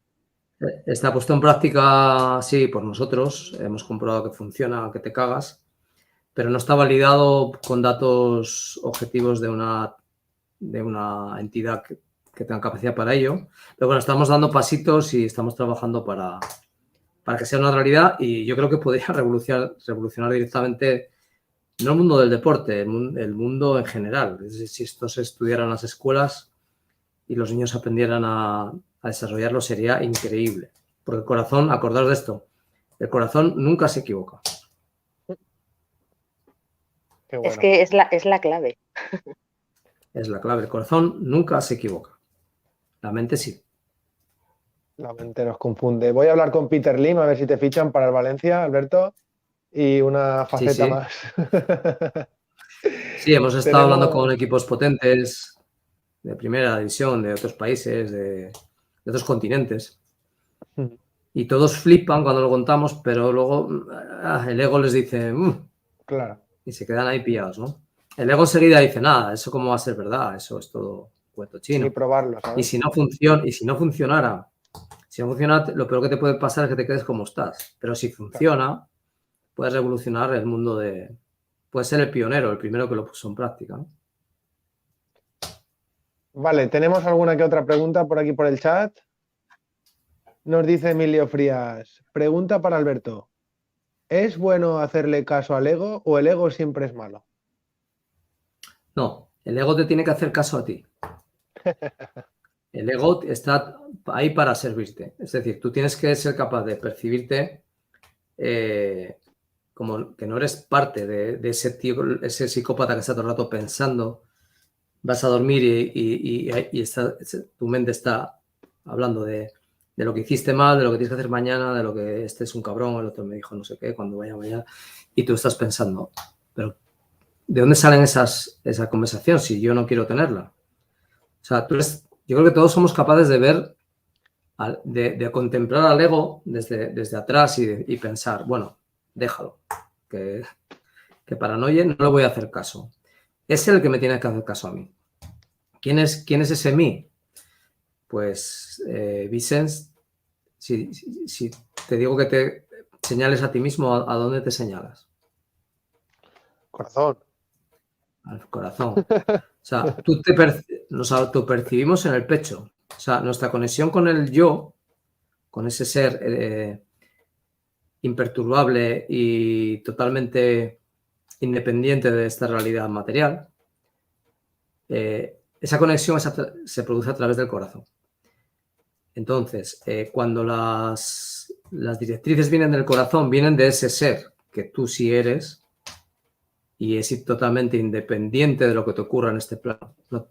Es imperturbable y es incorruptible, ¿no? Y es tu verdadera conexión con él. Esa es tu verdadera expresión del Hijo. El Padre es el Dios, ese que todo lo puede y todo lo es, ¿no? El Hijo es la manifestación de ese Dios fragmentado, pero que en esencia sigue siendo ese mismo Dios, solo que autopercibiéndose finito,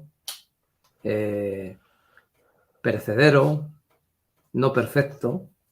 Y eso es un ejercicio mental brutal el siendo un Dios, pues percibirse de esa manera, ¿no? Finita, totalmente dependiente de la enfermedad y de la dualidad, ¿no?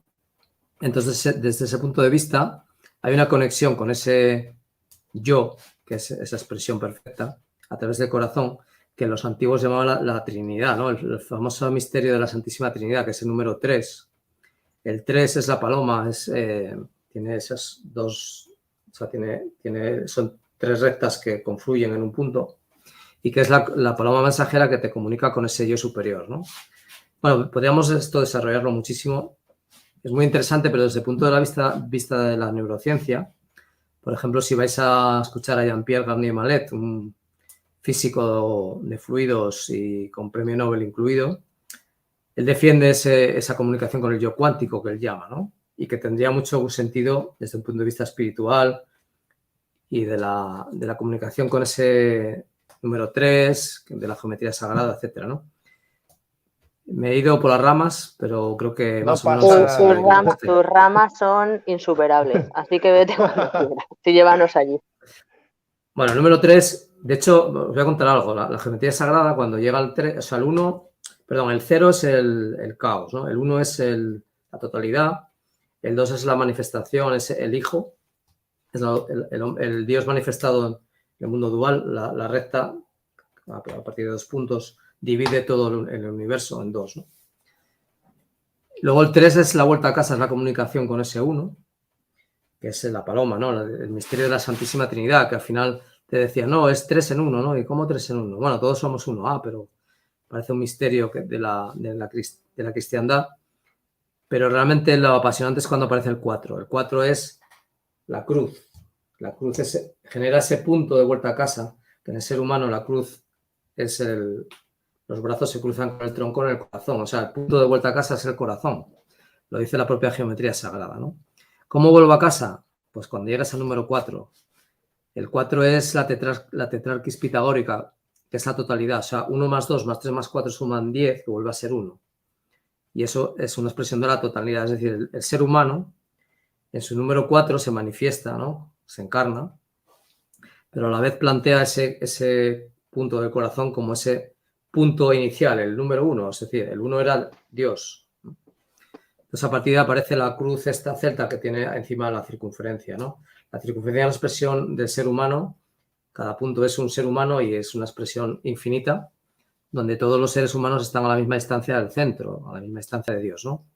Y para encontrarte con Dios tienes que ver al punto opuesto. Es decir, en una circunferencia, si tú estás en un punto, para ver a Dios tienes que mirar a tu enemigo, que sería el punto opuesto. O sea, tu enemigo es tu maestro, es quien te va a dejar la posibilidad de enfrentar, mirándolo a él, entre medias vas a encontrar a Dios, ¿no? Es un mensaje de geometría sagrada, pero como ves es poesía pura. O sea, aquí no hay más que poesía para explicar algo totalmente trascendente con 4 números. Solo llegamos al 4 y ya parece que te están explicando cosas increíbles, ¿no? Madre mía, yo toda la vida huyendo de mis enemigos, y ahora lo que tengo que hacer es estar con ellos. No, tu enemigo es el toro, es una expresión de... O sea, todo lo que vivas es una expresión tuya. O sea, todo lo que vivas fuera es una oportunidad que te das a ti misma para conocerte a través de lo que te ocurre. ¿Cómo me conocería a mí mismo si no me ocurriera nada? No aprenderías nada, ¿no? Entonces te tienen que ocurrir cosas buenas y malas, porque además el yin y el yang conviven, es decir, el punto, la parte oscura del yang tiene un punto blanco, no puede huir de la luz, la oscuridad. Y al revés, el punto blanco tiene un punto negro, o sea, la parte blanca tiene un puntito negro. Es decir, ¿qué te están diciendo? No vas a poder huir de la dualidad. Vas a tener que aprender a convivir con ella y aprender tu lección a través de la dualidad. Es así, ¿no? Totalmente cierto. Nos dice Raquel Izquierdo, pregunta qué diferencia hay entre ego y autoestima. Bueno, pues no tiene... A ver, no tiene que ver. El ego no es la percepción de cuán egoísta es uno. Hay gente que tiende a pensar que tiene algo que ver con eso, ¿no? El ego es simplemente una expresión que tiene tu cerebro para comunicarte con la materia de manera coherente en cuanto a lo que es simplemente sobrevivir, la supervivencia en el mundo material, ¿no? Entonces, el ego está hecho para que, con una serie de programas biológicos instalados por ti, el 90% vienen de tus antepasados y de tus ancestros y todos los conflictos emocionales, de ahí viene la biodescodificación, ¿no? Que han vivido ellos, te los comes tú y el ego interpreta que esos son experiencias que necesitas para sobrevivir. La mayoría de ellas no las necesitas, pero tu ego así lo cree, ¿no? Entonces, el ego es la expresión racional de tu experiencia en este mundo, ¿no? Y te ayuda a ser racional, a aplicar esos programas biológicos, por ejemplo, de estrés, de huir de un ataque, de buscar comida, de comer cuando tienes hambre, de dormir. O sea, te conectan con la dimensión de supervivencia que tienes para seguir vivo en este plano, pero nada más. O sea, eso no te va a ser útil para aprender ninguna lección espiritual ni trascendente. Simplemente está a tu servicio si tú le das órdenes, y si no, va a funcionar de manera autónoma y le va a importar 3 pepinos si meditas, si aprendes, si perdonas. Eso no le va a importar nunca. Entonces, está ahí para hacerte caso en el caso de que tú tomes las riendas. Y si nunca las tomas, él va a decidir por sí mismo. Es ese timonel con el barco, con las corrientes y los vientos, sin tener un rumbo fijo, sin saber qué pinta, cuál es la misión. Y pues mientras que no haya ninguna misión, su único objetivo es no hundirse. Entonces, la autoestima no tiene que ver con ese ego que estoy contando. La autoestima es, digamos, un nivel de energía armónica para tu percepción de ti mismo en tu experiencia vital. Y cuando más armónica sea, más autoestima vas a tener. Más capacidad para resolver problemas y aprender lecciones, para ayudar a los demás, para compartir con los demás. Y menos experiencias caóticas vas a vivir. Qué bueno. Pues ya la última pregunta que tenemos por aquí y me parece muy interesante. ¿Qué opinas, Alberto, de los arcontes? ¿Qué crees que hay en última instancia? Sí, yo creo que los arcontes y los de Miurgus y tal están ahí y su misión es torpedear nuestra comunicación con nuestro yo superior o engañarnos también. Yo creo que son los encargados de que estamos sumidos en el sueño dual, ¿no? Pero forma parte de la experiencia. Creo que también son maestros, seguramente.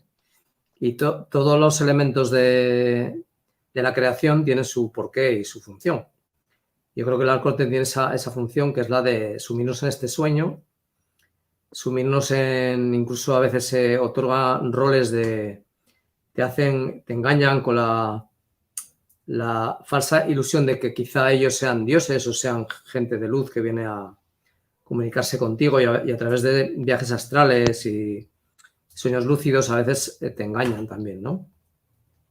Creo que ahí la respuesta está en uno mismo, es decir, en darse cuenta de que ese camino de vuelta a casa es personal y no necesitamos seguir a ningún gurú ni a nadie que nos lo indique, ¿no? De hecho, no sería la manera, porque la manera es descubrir por uno mismo ese camino. O sea, si estamos hablando, por poner un ejemplo, de cómo subir al Everest, va a haber partes del viaje donde vamos a hacer en común. Por ejemplo, la primera parte del viaje, si vamos desde aquí, sería ir en avión todos juntos y recorreríamos muy fácilmente miles de kilómetros. cuando empiece la subida, según vayamos llegando a campamentos base, cada vez va a haber menos gente, cada vez vamos a avanzar menos, cada vez va a haber menos caminos marcados y cuando más arriba estemos, más nieve virgen vamos a encontrarnos. Es decir, no vamos a saber por dónde hay que ir, tenemos que descubrir ese camino nosotros por nosotros mismos y ese es el camino que nos vamos a encontrar cuando más avancemos. O sea, más nieve virgen, más camino en solitario, aunque todos seamos uno. Y cuando llegues arriba, que yo es lo que creo que a muchas almas les ha ocurrido, probablemente de la que bajan otra vez se encuentren con gente que sube y simplemente les puede dar ánimos, inspirarles, confirmarles que la cumbre está allí, pero ese camino lo tienen que hacer ellos. Y por mucho que les cuentes cómo es y que tú hayas estado, muchos no te van a creer que hayas estado ahí y otros necesitan hacer ese camino por ellos mismos. Entonces, lo único que podemos hacer es inspirarles en caso de que todavía estemos subiendo o en caso de que haya alguien que sí que haya llegado y haya venido para ayudarnos, para inspirarnos, para guiarnos, pero el camino, repito, es personal e intransferible, ¿no? Vale, pues sintiéndolo mucho, ya se va haciendo hora de cenar. Venus, ¿tienes algo que decir? Pues que me parece un programón el que habéis hecho, que muchísimas gracias por el tiempo que nos ha concedido Alberto, que sé que está súper apretado y muchísimas gracias de verdad de corazón. Me encanta todo lo que nos has enseñado y espero verte de vuelta algún día por aquí. Ojalá, Bueno, ojalá. ha sido un placer. Este tipo de charlas no se dan mucho en las redes, así que cuando queráis repetir, yo encantado. Siempre que os pueda inspirar o servir mi visión de cómo yo percibo mi realidad, pues encantado de compartirlo. Dicen por aquí, a ver. Vibramor, ¿cuándo es la próxima conversación con Alberto Rey? Ya quieren fecha, tranquilos, tranquilos, que queda mucho por hablar. La verdad es que sí, se han quedado muchas cosas y eso siempre es buena señal, que nos quedemos... Sí, decir que tuvimos que posponerlo porque estuve una semana ahí con la voz fastidiada y que para mí, que cuando queráis, siempre que se pueda organizar con tiempo y yo tenga tiempo, yo encantado de participar. Bueno, nosotros llevamos haciendo una media de 1,5 programas a la semana. Tampoco tenemos mucho tiempo, pero vamos, si a ti te apetece, a nosotros nos encantan estas conversaciones y contigo más, porque además es que eres un hombre, tienes muchísima información, tocas todos los palos. ¿Cómo lo haces, Alberto? Bueno, como te digo, llevo, yo qué sé, más de 15, yo creo que 20 años echando muchas horas. No, ya te digo, he probado... o sea, todo lo que hablo generalmente lo cuento porque lo he comprobado, he podido comprobarlo. No es información que he visto en un vídeo y entonces la cuento o que la he leído en un sitio. Entonces, siempre he intentado, por ejemplo, si os hablo de la cábala, pues no tengo ningún problema en compartir que yo la he experimentado, he hecho muchas meditaciones, he comprobado que funcionaba, ¿vale? Seguramente que si perfeccionas la técnica funciona mejor y si lo haces sin conectar, pues funciona fatal. Yo he comprobado que funciona y igual que hablo de la cábala, hablo de la acupuntura, de los ayunos, de la limpieza hepática, de tantas y tantas cosas que he compartido en mi canal de Opinatubes, que me lo cerraron, como ya sabéis. Intento compartir todo aquello que yo he podido comprobar de alguna manera que en mi vida por lo menos me ha funcionado. Entonces lo comparto con esa intención de inspirar a otras personas. Entonces, ¿cómo lo he hecho? Pues eso, echándole muchas horas, totalmente apasionadas y también utilizando el discernimiento lógico, que tampoco lo hay que olvidar, pero siempre abriéndole la puerta a la intuición, al corazón, a la información que llega del corazón, que ya, si no lo sabéis, ya para terminar os digo, que se comunica con tu consciente a través del hemisferio derecho y nunca a través de frases. O sea, no utiliza ni palabras ni números, se utiliza sensaciones. Es muy difícil de escucharle si uno no lo practica, porque esto se practica y se entrena. Hay gente que lo hace de manera innata y todos tenemos esa capacidad de hacerlo, pero la mayoría de la gente lo tiene totalmente dormido y lo tiene totalmente descartado en su vida porque tiene totalmente polarizado el cerebro hacia la izquierda, hacia el hemisferio izquierdo, y jamás escucha a su corazón, ¿no? Entonces, esas vidas están condenadas a ser vidas errantes, ¿no? A vagar por el mar sin ningún rumbo y sin ningún objetivo concreto, ¿no? Me recuerda a los mutantes, ¿cómo se llama? El grupo este de los niños mutantes me recuerda a la canción esa de Errante, no sé si la habéis escuchado. No me suena. No. Bueno, pues luego os la mando que os va a flipar. Luego en los comentarios. Por cierto, gente, podéis dejar todos los comentarios que queráis. Estos que estáis dejando ahora no se quedan guardados, pero si os ha gustado, os invito a que dejéis los comentarios. Si os gusta nuestro palique, un like. Si os gusta nuestro arte, comparte.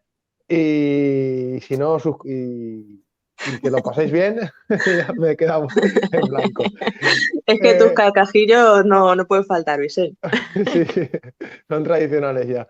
Que un placer muy grande, Alberto.